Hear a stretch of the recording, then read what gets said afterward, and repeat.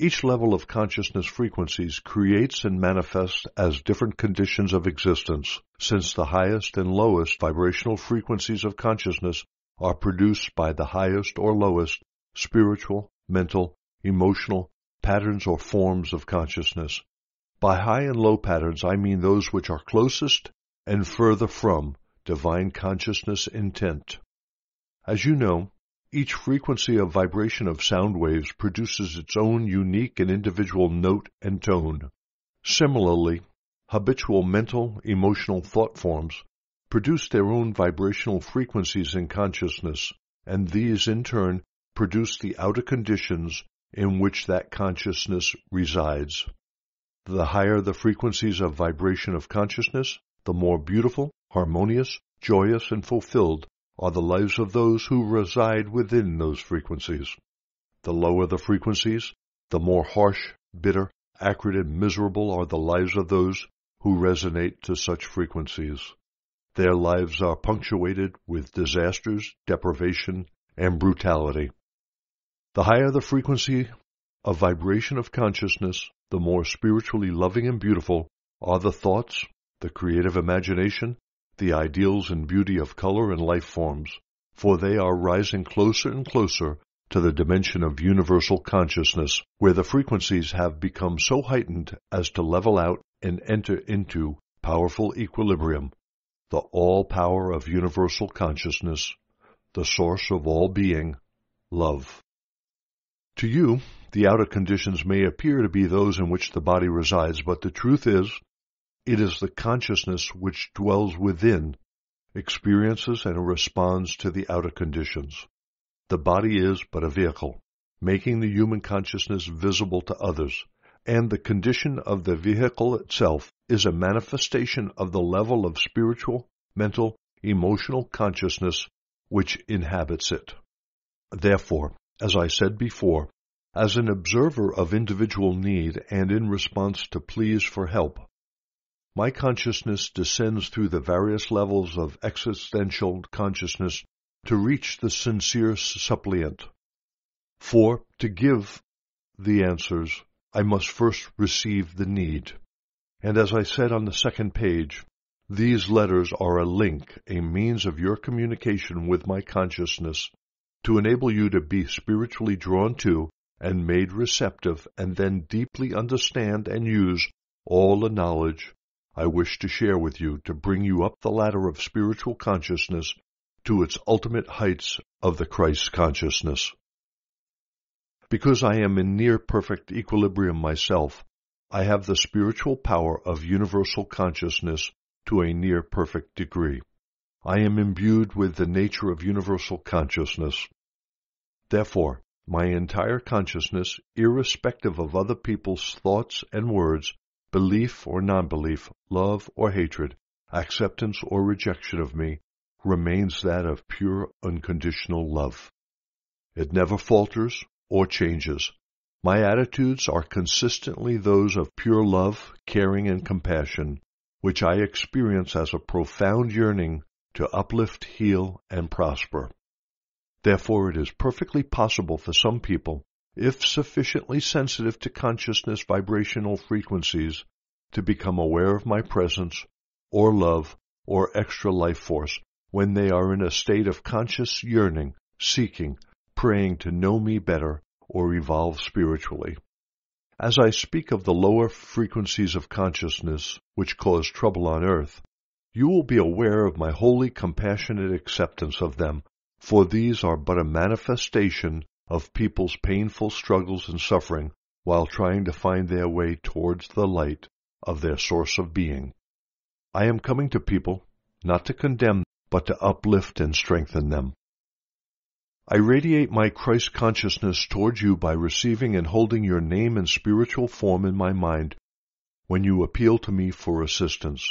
And according to your receptivity and freedom from magnetic bonding rejection impulses, a little of the divine nature of being is absorbed by your present consciousness vibrational frequencies, which then experience a strong sense of upliftment.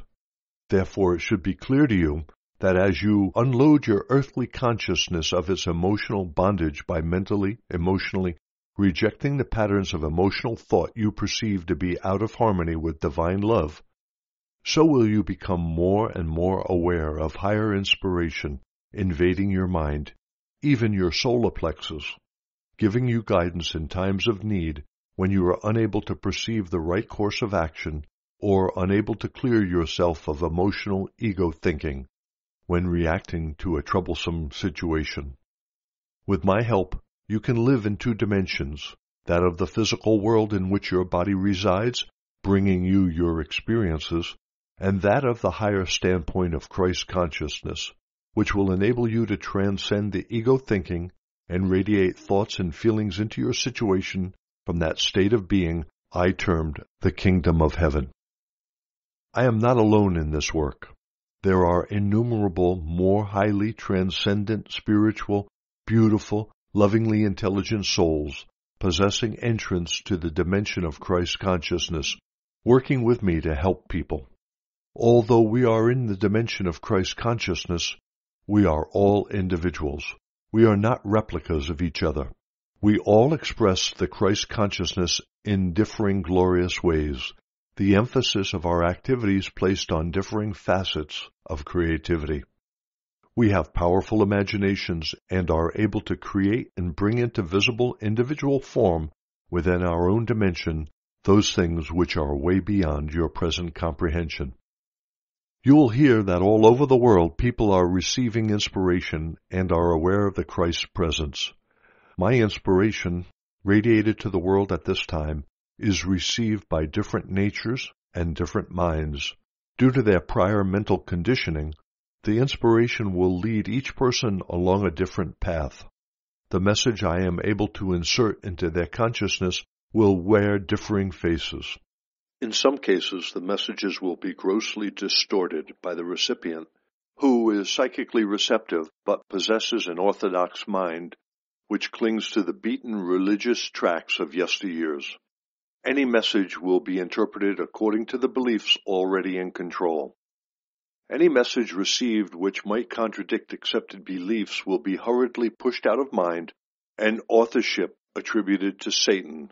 For this reason, it has been possible only to reach the mind which is open and eager for truth rather than traditional teaching. You can be certain, however, that my personal message will always awaken people to the urgent need to move away from the restricting and erroneous tenets of all dogma and institutionalized religion. The message will open up channels of consciousness leading to the growth of spiritual awareness. It will be leading people into ever higher and higher dimensions of celestial thought as opposed to earthly and materialistic concepts. It will impart a more vivid appreciation of the true nature of your source of being and the universe in which you presently live.